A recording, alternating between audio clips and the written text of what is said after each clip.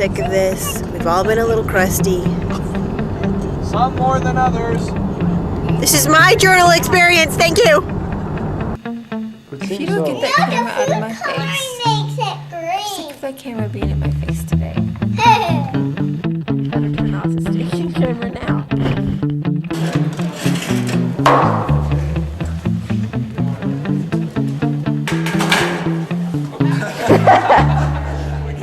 You're older than you've ever been, and now you're even older, and now you're even older, and now you're even older. You're older than you've ever been, and now you're even older, and now you're older still. The first memory I have that I don't know any of it. That's because you weren't alive yet. okay, So that's and that okay. involved Teressa was my introduction to what it might be like to have a baby. I remember seeing my mother for the first time in dire pain, sitting on a chair right before she went to the hospital, having serious contractions. I didn't know what was going on, but it didn't look fun. It wasn't.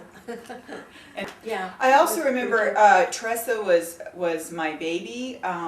My mother allowed me, I was 8 years old, and I can't believe this now that I've had my own children, but she allowed me to act as if she were my baby.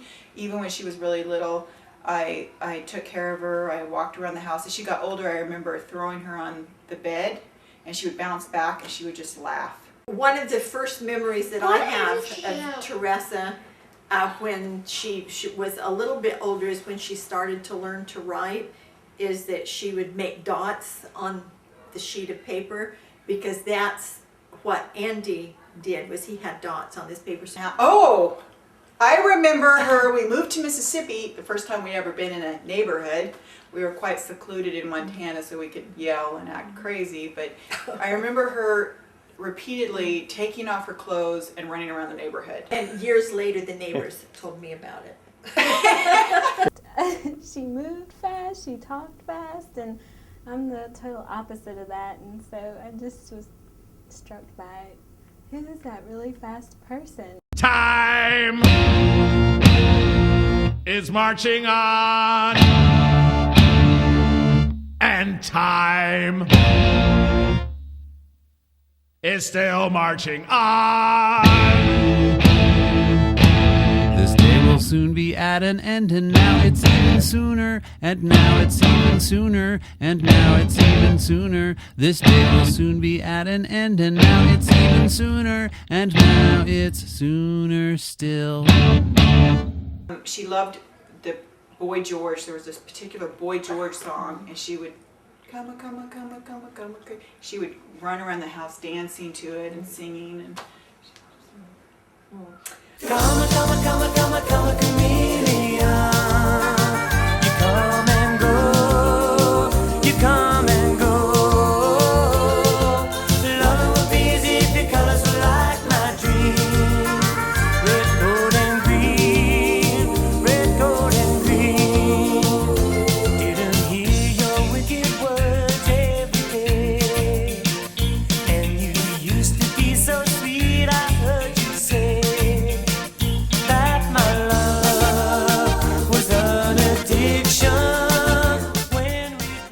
Teressa's rabbit Sam got this horrible, hideous thing on his cheek, and so her father thought it was time that he should probably be euthanized or whatever, because veterinarian medicine is rather expensive. And anyway, I called her to come for dinner, and she said, well, I don't want to come to dinner. And I said, well, why not? And she said, well, I'm fasting. And I asked her what for, and she said, for Sam. that's the rabbit? Needless to say, yes, Sam the rabbit. The rabbit was taken to the veterinary.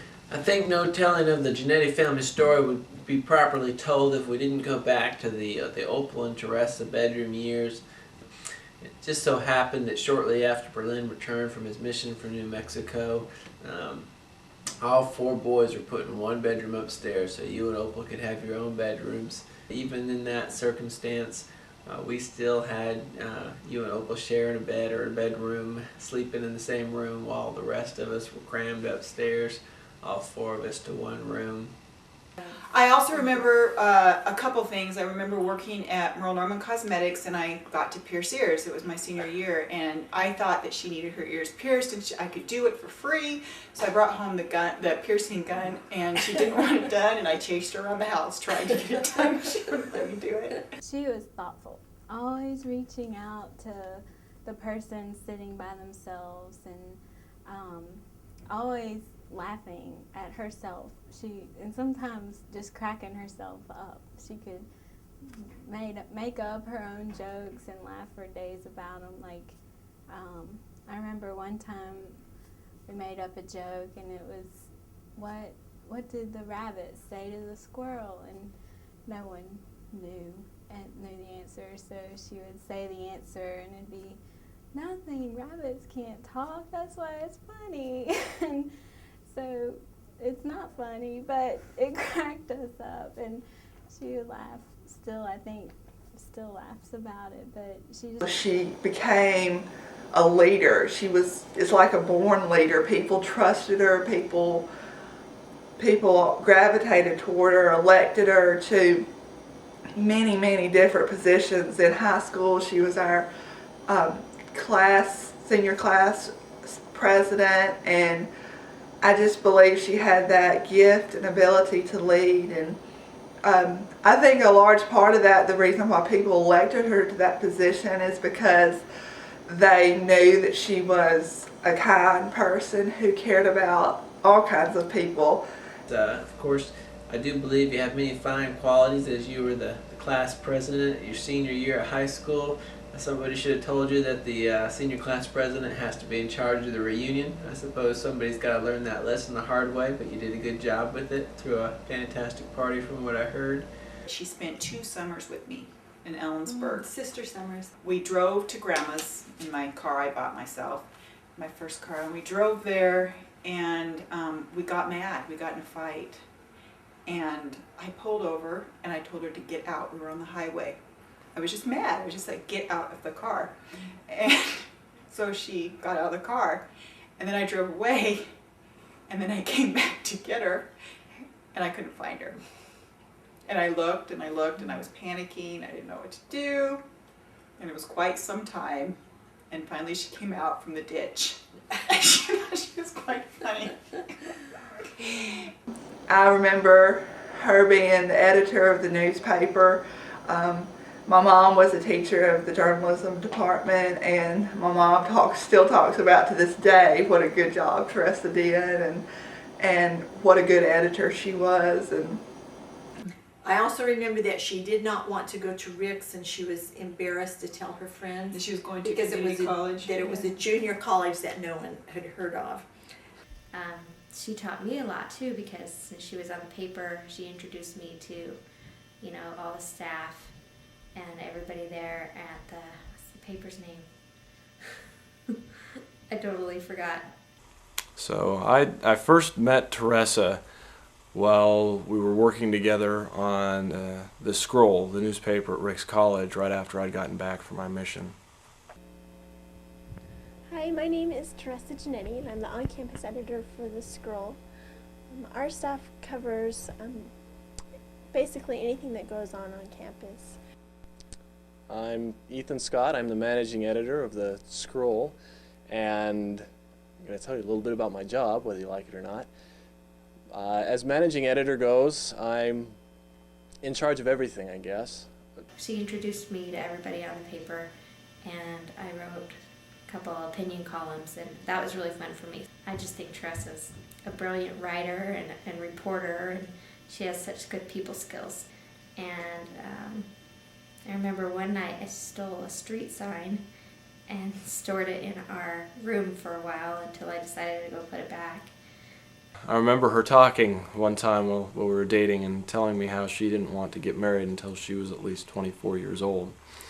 And so I, being the coward that I am, I had no idea how I was going to even broach the subject, and was afraid that if I did, that she'd run away as quickly as possible.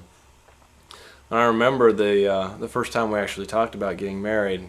We were sitting out on the Rick's College campus in one of the big old cottonwood trees that used to be out in front of the Sporey building, and somehow the idea of marriage came up, and much to my surprise, and she was in favor of it. She actually wanted to marry me. I was, amazed, stunned and amazed. And here we are in Idaho Falls, Idaho, for the wedding of Ethan Scott and Teressa Giannetti. I'll be your narrator this day for the wedding. The wedding has just occurred, and Dominic and I have been sent back to the hotel to fetch the camera. We are now testing to see if it works right. So this will be the beginning of the tape, and we will now have many fun-filled adventures as we shoot this movie for our future generations of family to see this momentous and grand occasion. You take a picture, okay?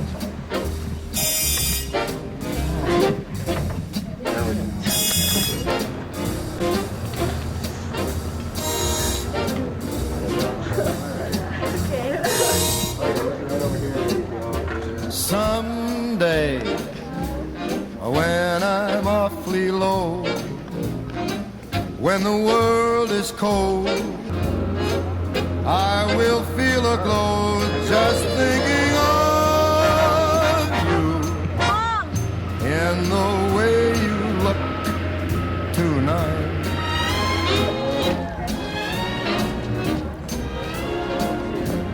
Yes, you're lovely,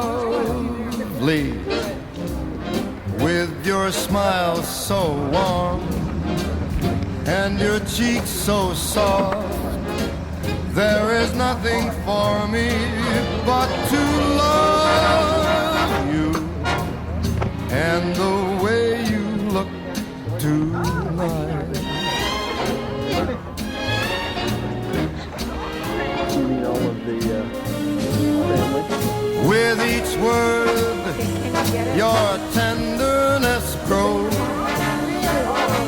tearing my fear apart. What is the perspective of the people who grew up with Teressa about this wedding? Go for it. Such enthusiasm. Cheerleader. Anything Teressa's wants. Besides thinking she's crazy. We've lived in 5 different states in the 10 years that we've been married. Some of those states longer than others. One of those summers we spent up in Spokane, Washington, and the front of it did look pretty good. The inside of it, on the other hand, didn't look quite so good. It was vintage 1960s carpet and decor, and unfortunately this was the year 2000, so things hadn't been updated, and it was looking pretty sad at that point. That was a tough place for her to live, but she had a good attitude about it for the most part. So, you've had a baby. What do you plan to do next? Okay, this is still the first day in the life of Mason Walter Scott, and this is about all he's been doing all day.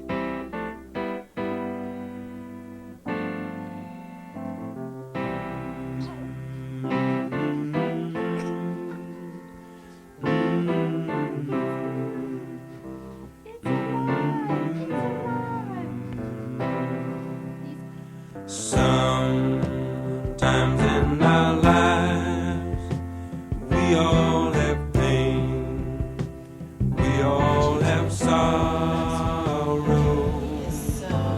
but if we are wise, we know that there's always tomorrow. Lean on me when you're not strong. What did you do last night, Daddy? I slept in my own bed. Daddy? My mother cute.